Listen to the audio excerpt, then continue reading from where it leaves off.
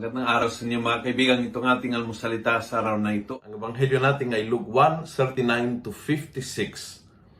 Sabi ng ebanghelyo, "And Mary said, My soul proclaims the greatness of the Lord. My spirit exalts in God, my Savior, for He has looked upon His servant in her lowliness, and people forever will call me blessed."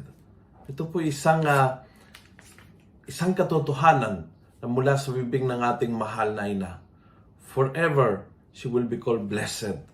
Blessed talaga kasi kung gusto mong murahin ng isang tao, ang sisirain na yung pangalan ng kanyang ina. At kung gusto mong pagpalain ng isang tao, kung gusto mong purihin ng isang tao, ang pupurihin mo rin ay ang pangalan ng kanyang ina. When you speak well about the mother, the son will be happy with you. Pag ininsulto ang kanyang ina, magagalit ang kanyang anak. Ganyan kasimple, ganyan ang buhay tayong lahat.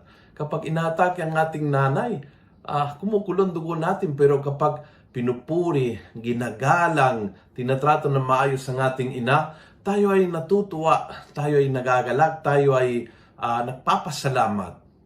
Kaya ang ating mahal na ina forever will be blessed. Forever will be called blessed. Kaya we call the Blessed Virgin Mary. At ngayong araw na ito, naalala po natin na iniakyat ni Jesus sa langit ang kanyang mahal na ina, katawan at kaluluwa sa langit kasama niya. Kasi kaya ng Panginoon, kaya ginawa niya ito dahil ayaw niya na makatikim ang decomposition ng katawan ng kanyang mahal na ina. So mula sa buhay na ito, diretso iniakyat ng Panginoon sa buhay na walang hanggan sa langit dahil siya ang Diyos na nakatawang tao. At kaya niyang gawin.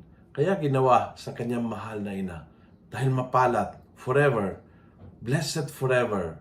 A woman, just a person like us, but chosen, dahil chosen, showered with blessings, at dahil doon, mapalat siya. At mapalat forever. So today, give a time to give thanks and to give a hug, to give a spiritual kiss to our Blessed Mother for all she has done for us. Kung nagustuhan mo ang video ito, pass it on. Punuin natin ng good news ang social media. Gawin natin viral, araw-araw ang salita ng Diyos. God bless.